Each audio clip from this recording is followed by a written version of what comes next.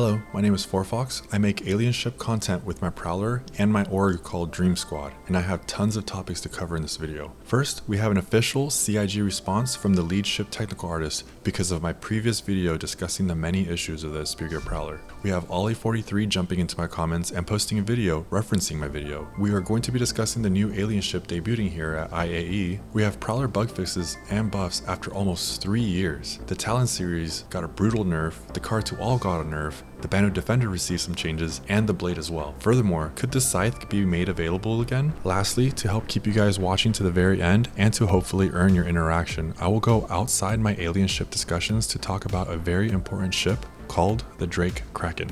I am a new YouTuber with less than 1,000 subscribers and about 200 Discord members. All sections are type coded for your convenience, and let's get right into the main topic. A few months ago, I made a video about the state of an alien ship called the Esperia Prowler, and it got the attention of actual Cloud Imperium gaming staff. The Esperia Prowler is an alien ship that was suffering from a bug that bound the wrong weapon combinations for both the pilot and the co-pilot. It also disabled the co-pilot's remote turret access. This went unchanged for about 2.5 years, so a lot of things were wrong here. Well, after years of making Esperia Prowler videos about the subject, I finally produced and finished a video a week before Star Citizen's Alien Week promotional event, and it actually hit mainstream recommended Star Citizen content. With that video success, it also brought with it this response from an actual employee from Cloud Imperium Games. So let's go ahead and read it.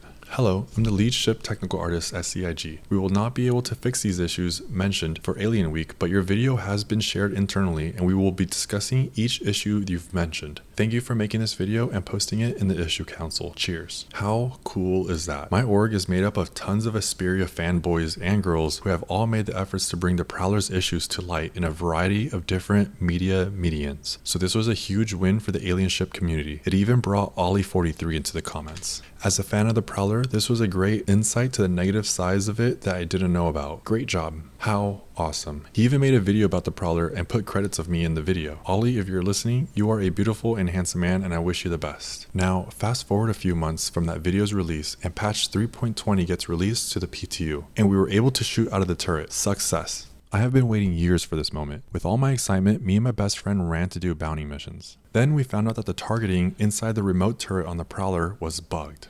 It could have been a 3.20 issue, but to be honest, we were all happy campers. I want to thank everyone in my Discord community that got this bug pushed up. It took about 4 or 5 coordinated attempts on the issue council, Reddit, and YouTube before we finally got this massive win.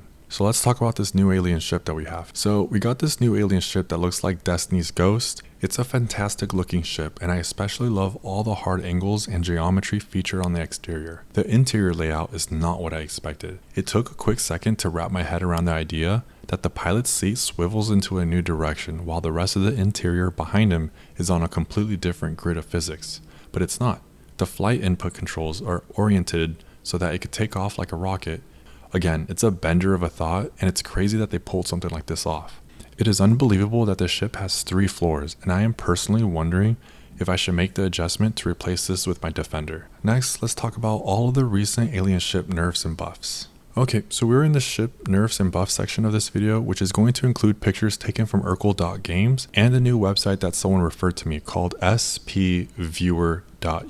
So with my citations out of the way, let's take a look at the Prowler first. The best news came from the Esperia Prowler because it recently got a buff. Overall, the Prowler's hit points increased from 22,000 to 80,000. How sweet is that? This places the Esperia Prowler in a competitive league with other ships in its class. With a ship that could hold up to 18 lives, this is a very welcomed buff. Also, check out that maneuverability buff. It's going to come in handy fending off opponents and being able to quickly bring people into the fight if you're doing any kind of dropship gameplay missions in Orison. So let's talk about the Talon nerf. This has been really weird because there wasn't anyone complaining about the Talon being too OP or too nimble. Yes, the Talon was competitive, but for its sizable hitbox and fragile wings, it was not ready to contend for any kind of meta status. Here at the user level, we are mainly observing fragile wings and a painfully long animation to enter the pilot seat. I also want to mention that there is thrusters on the Talon wings. So whenever the wings take any damage and fall off, it sends your ship into a death spiral. This nerf has come as a surprise because maneuverability was the Talon's strongest asset and was tastefully balanced and appropriate in its role. The only thing that it has going for it now is its fantastic aesthetics. To CIG's credit, maybe it's in preparation for the new master modes, or maybe it was the observation of a specific sample of data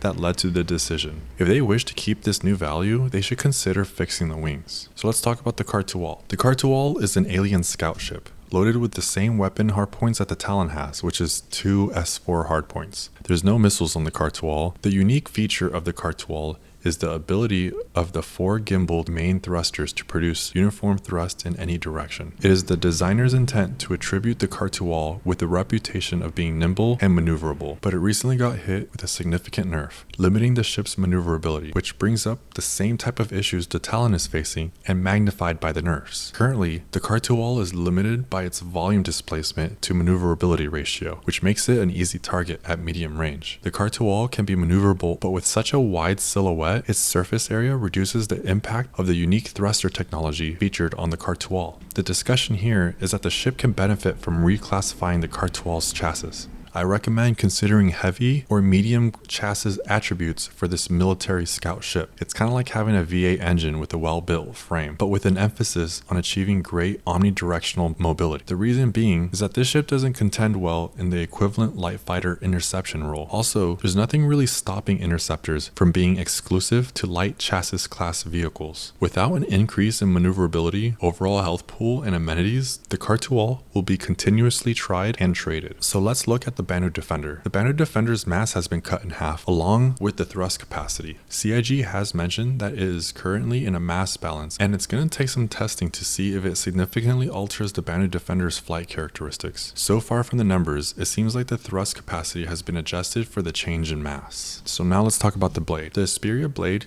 did get a few numbers moved around. Notably, the fuel consumption during the flight has decreased. It used to be an issue that deeply hurt players in the past. This issue was changed during the 2020's Alien Week because you couldn't fly the ship for more than 10 minutes before needing to refuel. Okay, so that's all for the moment on alien ship nerfs and buffs, but we need to put on our tin hats for the Scythe. If you've never heard of the Vanduul Scythe, I don't blame you. This ship hasn't been on sale for more than 10 years, and chances are you won't be able to buy one at this year's IAE. Currently, there is only one way to acquire this ship, and it's via a very expensive concierge ship pack. So why are you bringing this ship up for, Fox? Well, we all know that the F7C was made available not too long ago, which kind of opened up a Pandora's box of possibilities, and the Scythe is one of them. The quote, "we will never sell those ships" has been modified with an asterisk, and any ship has the potential to be available. This means that someday we could have a Scythe made available for purchase again. So look, I'm just fanning the flame here, but the Scythe seems like it's the best positioned ship to benefit from this change. Maybe even the Raven, but you know, we could hope.